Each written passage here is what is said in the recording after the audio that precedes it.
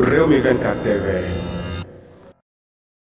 jaajëfal nañu leen bu baax ci ànd bi ak topp bi nga xamante ne rek yéen a ngi ñu koy topp ci site internet bii di Rewmi 24 TV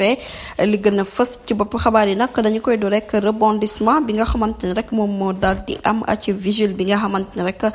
faatoon nañ ko foofa ca diwaan bu Thiès ca marché Ngalaw doon wuyee nag ci turu Assane Diop nekk nijaay ci kii di Birame Souleye Diop mi nga xamante ne rek jamono ji ma ngi ci gouvernement bu Bassirou Diomaye Faye ak bu Ousmane Sonko moom nag dañ ko rendi woon lekk daal di koy sànni mbir mu nu mel nag mu nga xewe woon ca diwaan bu Thiès ginnaaw rek bu ñu bëggee rek tojotee ab bikit ba noppi rek rawale lépp la fa nekk nag ci la ki nga xamante ne rek moom mooy gardien boobu di wuyoo ci turu Assane Diop daal di doon def ab jàmmarloo bu métti rek ci diggante ñi nga xamante ne rek ñoom ñooy yooyu le defkatu ñaawteef ginnaaw gi nag lañu ko rendi rek daal di koy sànni ab maire ci jëmi boppam rek bu ñu xëyee ca suba ga moom moo gisoon boobu lee néewam ñu daal di rek alerte ñi nga xamante ne rek ñoom ñoo nekk takk der yi askanu population Thiès nag meroon ci ba fëttu rek waroon ñu wàcc ci mbedd mi di naqarlu ñàkk kaaraange gi nga xamante ne rek ma nga ci seen boobule diwaan doon naqarlu mbir mi nu mel ginnaaw enquête bi nga xamante ne rek doon nañ ko ca ubbi ngir mën a xam kan moo def boobule ñaawteef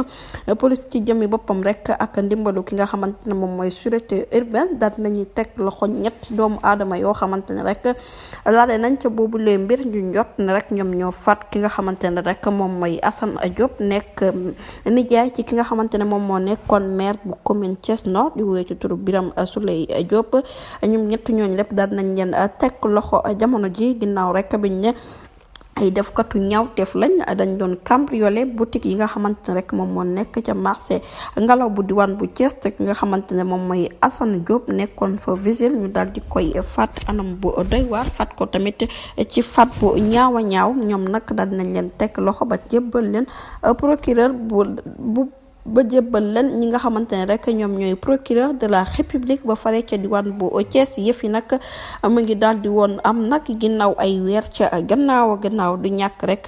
dinañ ci ñëwaat ci yeneen i jotaay xabaar jërë ngeen jëf ci teewlu bi bu leen fàttee abonné bés cloche de notification yi ngir mën a am yeneen i xibaar